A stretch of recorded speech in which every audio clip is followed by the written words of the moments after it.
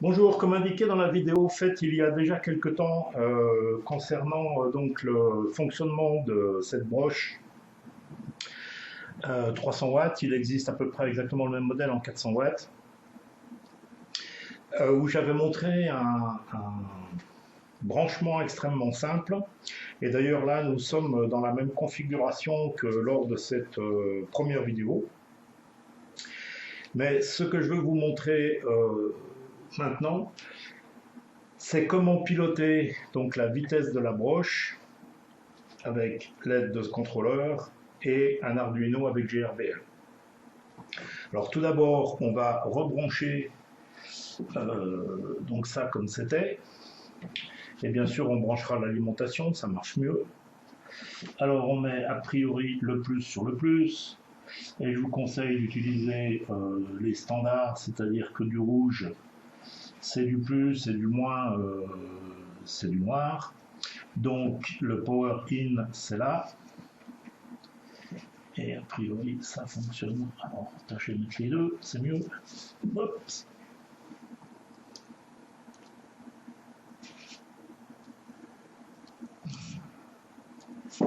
Et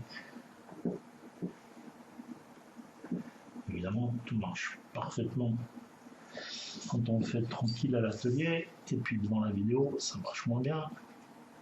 Ça, c'est classique. Voilà.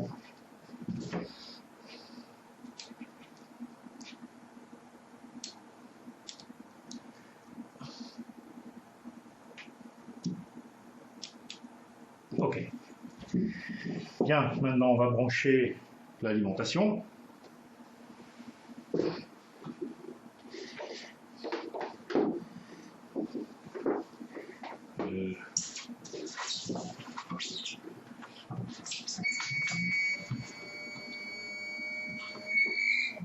Pardon, le potentiomètre n'était pas à 0.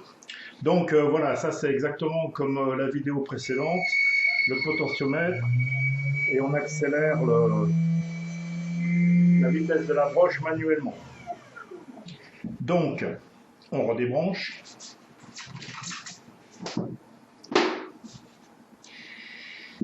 Et on va modifier donc le réglage ici sur ce potentiomètre pour qu'il utilise un port PWM. Donc on commence tout simplement par débrancher le potentiomètre.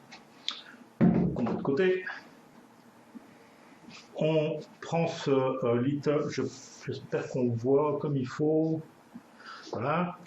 Le jumper ici, il faut le mettre du côté de cette borne sur laquelle on va brancher nos fils pour le PWM. Voilà, ça est fait. Donc maintenant, il nous faut un Arduino et des fils. Alors, c'est évident que je ne mettrai pas ça sur une machine, c'est vraiment pour la vidéo, pour montrer le branchement. De même qu'en fait, l'Arduino, il sera utilisé avec un shield, CNC Shield. Bien sûr, tous les équipements que je vous montre là, vous les trouverez dans la boutique lorsqu'elle sera ouverte. Cette version du Shield est un petit peu plus ancienne que la version de GRBL, qui permet de piloter donc la vitesse de la broche. Et les ports pour l'axe des Z et la broche ont été inversés. Mais ce shield n'en tient pas compte, donc je ne peux pas vraiment le faire fonctionner. Je ne sais pas si on voit, parce qu'il y a un peu des ombres. Voilà. Je ne sais pas si on peut le faire fonctionner. Enfin, j'ai pas réussi véritablement à le faire fonctionner avec cette version de GRBL. En tout cas pour le pilotage de la broche, tout le reste fonctionne très bien. Là, il y a les emplacements pour les drivers des moteurs. Et comme vous le voyez, il permet d'en faire fonctionner 4. L'axe des X et A étant accouplé, puisque sur certaines machines, dont la mienne, il y a 2 moteurs pour l'axe des X, et donc ce shield permet de faire fonctionner ça très très bien. On en reparlera de toute façon, et tout ça sera sur le site en temps voulu. Bien, donc, un Arduino, que voici, pour ceux qui ne connaissent pas, et deux câbles. Des câbles à rallonge parce que j'ai pas trouvé. Bon, c'est plus pratique comme ça. Donc, le neutre, bah, évidemment, on va le mettre sur neutre.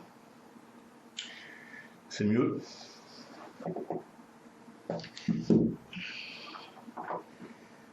Alors, on débrouille un peu tous les fils. Voilà, le neutre sur neutre. Et sur notre variateur, il va sur neutre aussi. C'est clairement indiqué PWM+, PWM-. Donc le moins est de ce côté-là, du côté où il y a le jumper ici, jumper jaune. Donc voilà pour le branchement du neutre. Et ensuite le signal, qui donc, puisqu'il y a eu changement, nous vient du pin 11, qui normalement était l'axe, enfin qui précédemment était la limite Z. Donc on ferme ça.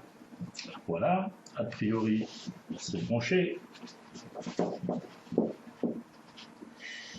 Voilà, et maintenant l'Arduino pour le commander. Alors c'est pareil, on reviendra plus tard sur le site parce que je trouve extrêmement pratique d'utiliser le Wi-Fi plutôt que d'avoir un ordi qu'on branche à chaque fois qu'on veut faire fonctionner la machine. Mais on y reviendra plus tard. Voilà. Alors, la petite tablette.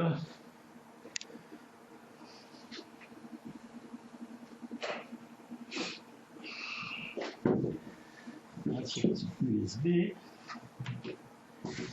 Et on branche l'Arduino.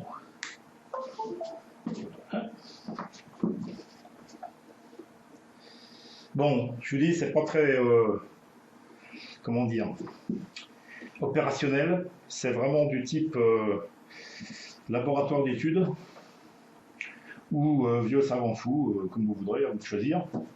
Enfin, savant, c'était pas bien grand mot. Attends, on va remettre en bouche ça.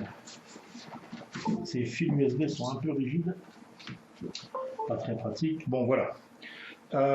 Par contre, ce serait bien qu'on voit l'écran en même temps.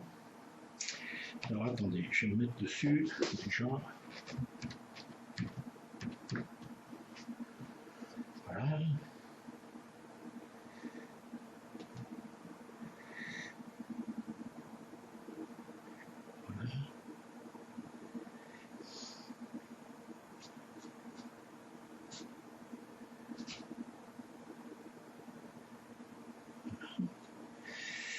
Alors, je ne sais pas ce que ça va donner à la caméra. De toute façon, bon, c'est bien évident qu'il y aura d'autres démonstrations du fonctionnement avec le logiciel. Ouais, il y a des reflets, en plus on voit rien du tout. Bon, on va essayer comme ça. À part que... Attends.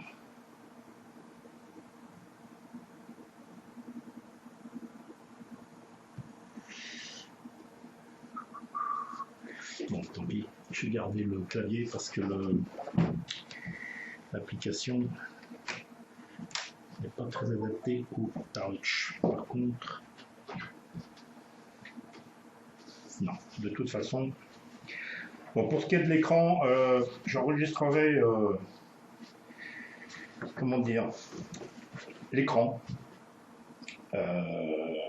pour montrer le fonctionnement depuis l'écran. Là, on va montrer le fonctionnement de l'ensemble.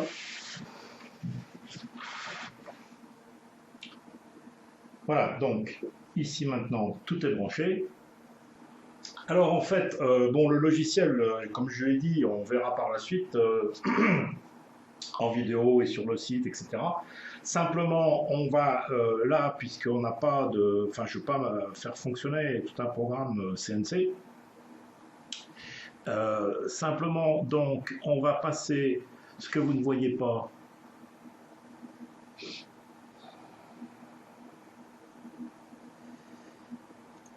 On va passer la commande M3 qui est donc le G-code pour dire que on rend la broche active, on rend le moteur actif. Et si on essayait de passer des commandes de vitesse avant, il ne se passerait rien du tout. Donc maintenant, je vais lui dire S pour speed 1000, qui a priori c'est 1000 tours minute, plus ou moins parce que... Et vous voyez qu'immédiatement la broche commence à se mettre en route. Vous voyez qu'au son que ça fait, c'est plus la même chose. On est vraiment à la vitesse indiquée. Je peux directement aller lui passer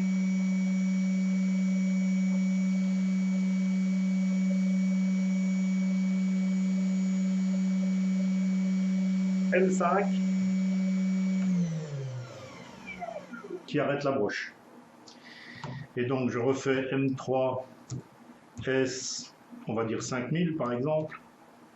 5000, pardon, pas 500.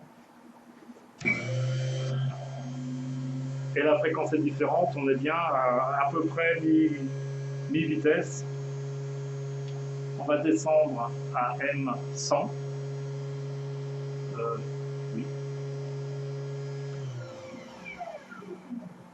Qui pratiquement est en dessous du minimum et ça l'arrête puisqu'on n'est pas en division de 256. Alors voyons, on va lui mettre M300, ça doit être à peu près le minimum. Non. Oh, je me suis trompé, pardon. J'ai fait M3, M300, S300.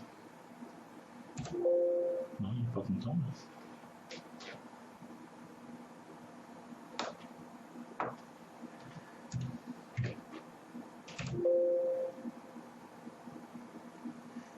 Toujours pas content.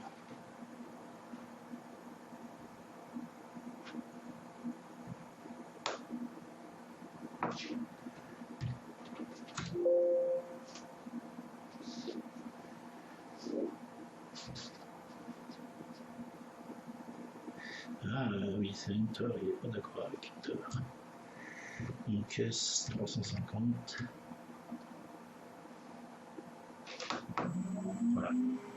Bon, le logiciel, il fonctionne très très bien, mais en même temps, il est bon, perfectible.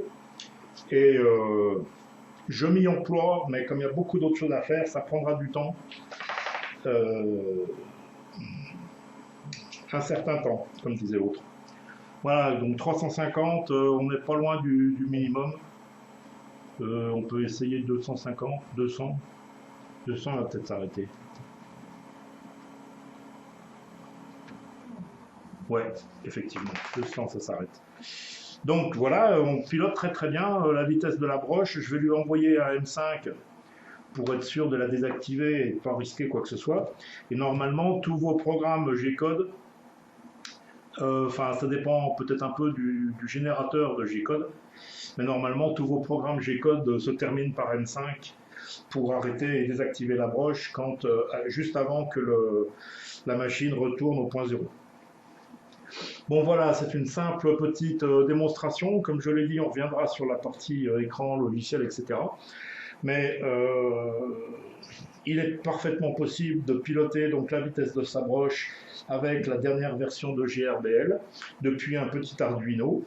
Et ceux qui ont Mac 3 ou Linux CNC ou Planet CNC, eh ben, c'est pas si simple que ça d'arriver à faire la même chose que ce qu'on vient de démontrer tout simplement dans cette petite vidéo. Voilà, merci de votre attention et à une prochaine fois. Salut!